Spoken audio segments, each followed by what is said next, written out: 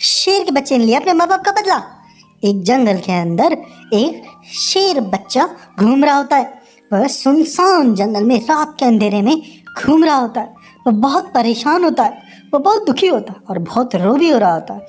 वह अकेला बोलता है, मैं क्या करूँ, मैं अकेला रह गया। माँ माँ तुम कहाँ हो माँ? ओ माँ तुम कहाँ चले गए, मुझे मिल क्यों नहीं रहे? वो बच्चा बहुत रोता है। उसको रोता हुआ देख के एक बड़ा शेर उसे देखता है।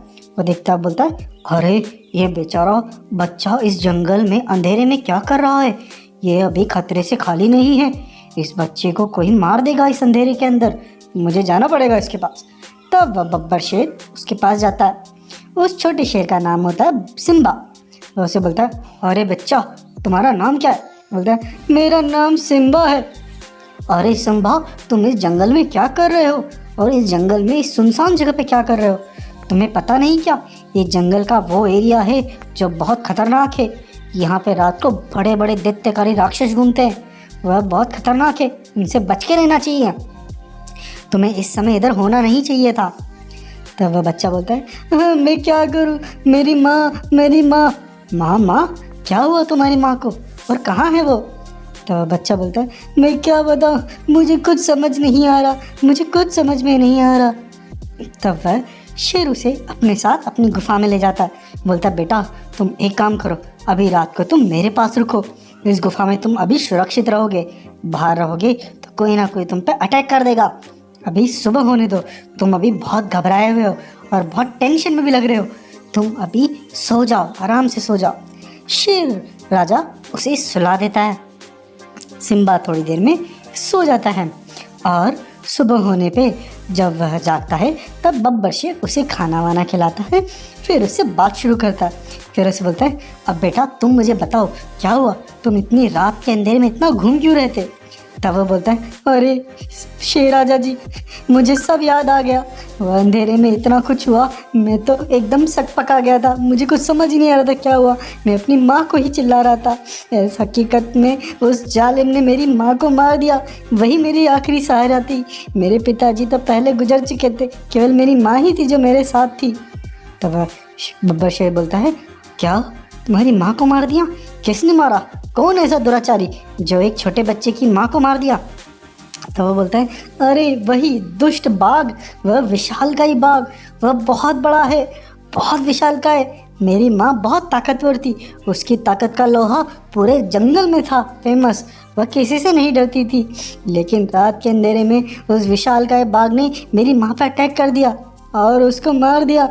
उसके बाद वह मुझे भी पीछे पड़ा, लेकिन मैं सक पका के भागता भागता इधर आ गया और मुझे कुछ ध्यान नहीं रहा। आप मुझे लकीली मिल गए, आपने मेरी जान बचाई, इसके लिए आपका बहुत शुक्रिया। तब वह से बोलता है, अरे बेटा कोई और है तुम्हारे परिवार में? तो बोलता है, नहीं नहीं, केवल मेरी माँ ही थी। तब शेर राजा से बोलते हैं, चलो तुम चिंता मत करो, तुम इस जंगल में सुरक्षित हो। इस जंगल के अंदर मेरा राज चलता है, इस जंगल में कोई कुछ नहीं कर सकता, तुम मेरे साथ रहो।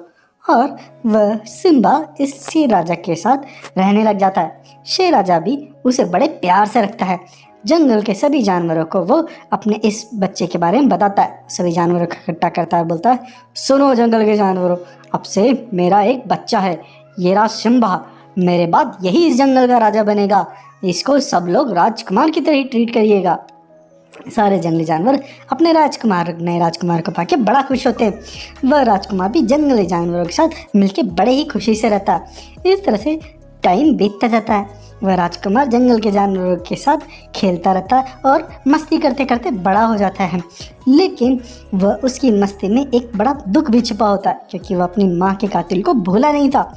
एक बार जब वह अपने पिताजी से बात करता है तो पिताजी बोलते हैं, अरे बेटा तुम हमेशा दुखी लगते हो, बताओ ना क्या कारण है? तो बोलता है, पिताजी आपको तो पता ही है मेरे दुख का कारण क्या है। मेरी माँ को उस दैत्यकारी बाघ ने मारा था, वो बहुत खतरनाक है। तब बब्बर शेर बोलता है, हाँ बेटा, लेकिन हम अभी क्या कर सकते हैं? मैंने सुना है उस बाघ के बारे में, वो बहुत विशालकाय है, बहुत ताकतवर है, हम उससे इस तरह से नहीं लड़ सकते। लेकिन वह हमारे जंगल में नहीं आएगा, इसका मैंने इंतज़ाम कर रखा है, तुम चिंता मत करो। हमने हमारे जंगल के चारों तरफ एक जादुई शक्ति से एक कवर रख रखा है, वो उस कवर को पार नहीं कर सकता। वह बाघ कई टाइम से इस जंगल में अटैक करना चाहता था, लेकिन कभी भी वह उस शक्ति को तोड़ नहीं पाता था। वह बाघ हमेशा सोचता है, अरे ये रक्षा कवच किसने डाल रखा है, ये बहुत ही ताकतवर है, मैं इसका सामना नहीं कर सकता। ये जंगल बहुत ही खूबसूरत है और बहुत सारे जानवर हैं, इस जंगल पे तो मैं राज करके ही रहूँगा कभी ना कभी तो। इस तरह से ये बाघ के अटैक से ये जंगल बचा हुआ रहता है।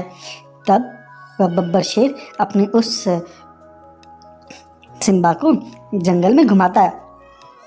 सिम्बा भी टेंशन के अंदर ज़्यादा दूर चला जाता है और जंगल के किनारे पे चला जाता है। वह किनारा उस कवच से आगे होता है। तब शेर राजा वहाँ पहुँचते हैं और उसे बोलते हैं, अरे बेटा तुम गलत जगह पे आ गए हो, यहाँ से जल्दी से अंदर चलो, ये जगह खतरे से खाली नहीं है। उस बाघ को अगर पता चला गया तो वह आके अटैक कर देगा, जल्दी चलो। तब वो सिम्बा को अपने साथ लेके आ रहे होते हैं, लेकिन तभी वहाँ पे वह दुष्ट बाघ आ जाता है। वह बाघ बोलता है, अरे तुमने अपने जंगल को तो इस कवच से बचा रखा था, लेकिन आज तुमने इस बाहर आके मेरे लिए राह आसान कर दी। हा हा हा, अब तू शेर, मैं तुझे और इस बच्चे को नहीं छोड़ूंगा। ये बच्चा तो वही है जिसको मैं बहुत पहले मारना चाहता था, अब ये इतना बड़ा हो गया है, ठीक है कोई बात नहीं, अब मैं इसको मार दूंगा। उसके बाद जो बब्बर शेर होते हैं वो उससे लड़ने के लिए तैयार हो जाते हैं, बोलते हैं, अरे ओ दोस्त, तू बहुत दुष्ट है बाघ, मैं तुझे नहीं छोड़ूंगा। उसके बाद बब्बर शेर और उस टाइगर में लड़ाई शुरू हो जाती है। बब्बर शेर मौका देख के अपने उस बच्चे को वहाँ से भगा देता है। वो बोलता है, बेटा भाग भाग। वो बोलता है, नहीं नहीं पिताजी, मैं आपको छोड़ के नहीं जा सकता, मैं बिल्कुल नहीं जा सकता। लेकिन कैसे भी करके बब्बर शेर अपने उस सिम्बा को मना के वहाँ से भगा देता है और कवच के अंदर भेज देता है। उसके बाद उस बाघ और बब्बर शेर में बहुत ही भयंकर लड़ाई होती है, लेकिन इस विशालकाय बाघ के सामने बब्बर शेर की कुछ नहीं चलती। वह बब्बर शेर को एक ही झटके में मार देता है। उसके मारने के बाद तो बाघ एकदम बड़ा खुश होता है, लेकिन वह देखता है कि वह बच्चा सिम्बा वहाँ से चला जाता है। तब वह वापस उस कवच में घुसने की कोशिश करता है, लेकिन वह फिर से नहीं घुस पाता। इसीलिए वह अपने दैत्यकारी राक्षस के पास जाता है, उनसे आह्वान करता है, उनको बोलता है, अरे दैत्यकारी राक्षसी शक्तियों, मैं उस कवच में एंटर नहीं कर पा रहा हूँ, उस कवच को तोड़ दो। तब दैत्यकारी शक्तियाँ उसे एक मणि देती हैं। उस मणि के सहारे वह उस कवच को वहाँ पे जाके उसको तोड़ देता है। उस कवच के टूटने के बाद तो बाघ एकदम खुला सांड बन जाता है और फिर वह जंगल में आके कोहराम मचाता है। तभी वह जो सिम्बा होता है अपने पिता की शरीर को लेके जंगल के बीच में पहुंचता है और वह जंगल वासियों को बोलता है, अरे जंगल वासियों, उस बाघ ने मेरे परिवार को पहले भी मारा था और आज फिर मेरे परिवार को मार दिया। उसने हमेशा मेरे परिवार के किसी भी इंसान को नहीं छोड़ा, उसको ख़त्म करना ही पड़ेगा, हम उसको नहीं छोड़ेंगे। तो बाकी जंगली जानवर बोलते हैं, अरे सिम्बा जी, लेकिन वह तो बहुत विशालकाय है और अब तो उसने हमारा कवच भी तोड़ दिया है, उसके पास मणि की शक्ति भी है, हम उसका सामना कैसे करेंगे, हमें कुछ समझ नहीं आ रहा।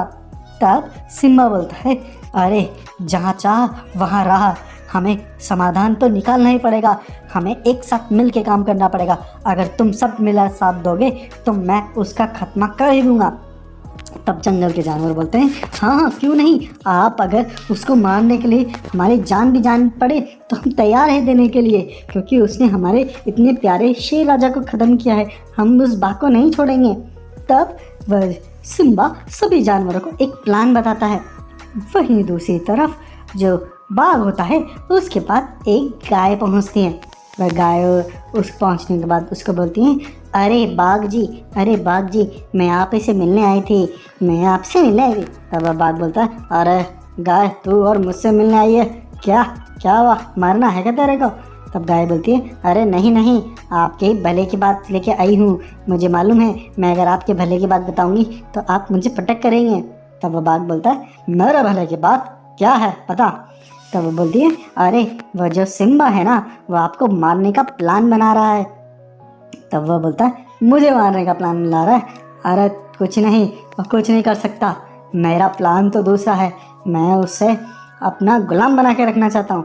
तब वह गाय बोलती है, अरे उसे गुलाम बना के आपको क्या मिलेगा?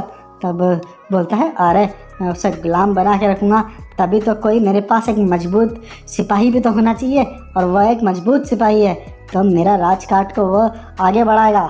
तब गाय बोलती है, अरे नहीं नहीं, आप गलत सोच रहे हैं, वह बहुत चालाक है, वह आपको मारने का प्लान बना रहा है। सब इस जो काली पहाड़ी के पीछे सभी जानवरों को इकट्ठा कर रखा है उसने, और वह सब आपको मारने का पूरा प्लान बना रहे हैं। अगर आपको यकीन ना हो तो वहाँ चल के देख सकते हो, और मैं आपको बता दूँ, आप उसे गुलाम बना लोगे, अभी वो बन भी जाएगा, लेकिन आपने उसके परिवार के लोगों को मारा है, वह कभी ना कभी उनका बदला जरूर लेगा। आपको ऐसा धोखा दे के आपके साथ ऐसा करेगा ना, आपको पता भी नहीं चलेगा। तब वह बाघ बोलता, अरे गाय, तू तो बहुत समझदार है, तूने बिल्कुल सही बोला, वह कभी ना कभी मुझे धोखा दे सकता है। मैं गलत सोच रहा था उसको इस तरह से करने का, कुछ और ही प्लान करना पड़ेगा। तुमने सही बोला, मुझे वहाँ जाके उन सभी जानवरों को ख़त्म करना पड़ेगा, और सबसे पहले तो उस सिम्बा को भी मारना पड़ेगा। तब वह टाइगर बड़ा ही व्याकुल होके जंगल के अंदर भागता हुआ जाता है। वह काली पहाड़ी के पास जाता है। जैसे वह काली पहाड़ी के पास जाता है तो वह चिल्लाता है, बोलता, अरे ओ सिम्बा, कहाँ है तू, इधर आ, तेरी हिम्मत कैसे हुई मुझ पे इस तरह का अटैक करने की, आ जा। तभी वह सिम्बा वहाँ पे आ जाता है। सिम्बा से बोलता है, अरे ओ धूर्त, तूने क्या सोचा था, तू मेरे शेर राजा को मार के तू पूरे जंगल पे राज करेगा? अभी मैं जिंदा हूँ, तुझे मैं नहीं छोड़ूंगा। उसके बाद वह टाइगर उस बाघ शेर के पीछे भागता है। तब सिम्बा भी आगे भागता है। आगे भागते भागते सिम्बा एक बहुत लंबी छलांग मारता है, और वह टाइगर उसके पीछे आगे जाता है। तब वह एक गड्ढा होता है बीच में, उस गड्ढे के अंदर वह टाइगर गिर जाता है। उस गड्ढे में गिरने के बाद तो सभी जानवर वहाँ पे इकट्ठा हो जाते हैं। सब जानवर मिलके उस गड्ढे के अंदर बहुत सारे पत्थर और बहुत सारी चीज़ें फेंकने लग जाते हैं, लेकिन वो टाइगर इतने पत्थरों से और उससे संभलने वाला कहाँ था। वह तो उन सब पत्थरों को उठा के फेंक देता है और उस गड्ढे से भी बाहर निकल के आ जाता है। तब सारे जानवर को लगता है, अरे ये क्या, अब तो हम सब खत्म हो जाएंगे, ये तो मार देगा। टाइगर भी बोलता है, अरे बेवकूफ़ो, तुमने क्या सोचा था, ये गड्ढा खोद के मेरे ऊपर इस तरह के पत्थर फेंकोगे तो मैं मर जाऊंगा? तुम जानते नहीं हो मैं कौन हूँ, मैं बहुत शक्तिशाली हूँ। तब वह उन जानवरों पर अटैक करने वाला होता है, लेकिन तभी वहाँ पे दो बड़े डायनासोर आ जाते हैं जो उस पर अपनी जादुई शक्तियों से अटैक करते हैं। ये दो डायनासोर इस जो सिम्बा होता है इसके दोस्त होते हैं, जो मौके का ही तलाश करके इस टाइगर को मारना चाहते थे, इसलिए वह डायनासोर वहाँ पे आ जाते हैं। उसके बाद वह डायनासोर उस पर अटैक कर देते हैं। दोनों तरफ से अटैक होने से वह टाइगर तो उसी समय शक्का बक्का रह जाता है, और फिर कुछ जानवर जो पहाड़ी के ऊपर होते वहाँ से भी उसके ऊपर बहुत बड़े बड़े पत्थर गिराते हैं, और उसके ऊपर सिम्बा भी अब एक भाला लेके उसके सीने में फेंक देता है। इन चारों तरफ से अटैक से वो बाघ कुछ समझ ही नहीं पाता और वह वहीं पे ही ढेर हो जाता है। उसके बाद सब जानवर उसके मरने के बाद सब खुशी मनाते हैं। वह सिम्बा अपने उन दो डायनासोरों को बहुत धन्यवाद बोलता है। वह उनको बोलता है, अरे डायनासोरों, आप बहुत राइट टाइम पे आए, आपके आने की वजह से हमने इस बाघ को मार पाए। तब वह डायनासोर बोलते हैं, अरे नहीं नहीं, हम भी इसको मारना चाहते थे, इसने बहुत नुकसान किया है, इसने केवल जंगलों को ही नहीं मारा, हमारे बच्चों को भी मारा था, इसलिए भी हम इसको मारना चाहते थे, तुम्हारा धन्यवाद। उसके बाद जो सिम्बा शेर होता है गाय का भी बहुत धन्यवाद बोलता है। वो बोलता है, गाय, आपने अपनी जान को जोखिम में डाल के इस टाइगर के पास गए और आपने इसको अपनी बातों में उलझा के यहाँ तक लेके आए। उसके बाद वो गाय बोलती है, अरे मैंने कहा था ना, आपके लिए और हमारे शेर राजा जी के लिए मैं जान के मैं कुछ भी देने के लिए तैयार हूँ, लेकिन आपका कितना अच्छा प्लान था, आज इस प्लान की वजह से आज हम इस दुर से आज़ाद हो पाए। तब सारे जंगल के जानवर सिम्बा को बहुत धन्यवाद बोलते हैं और उसे जंगल का राजा बना देते हैं। इस तरह से इस कहानी का होता है अंत। सब्सक्राइब करें और लोगों के साथ शेयर करें। हैप्पी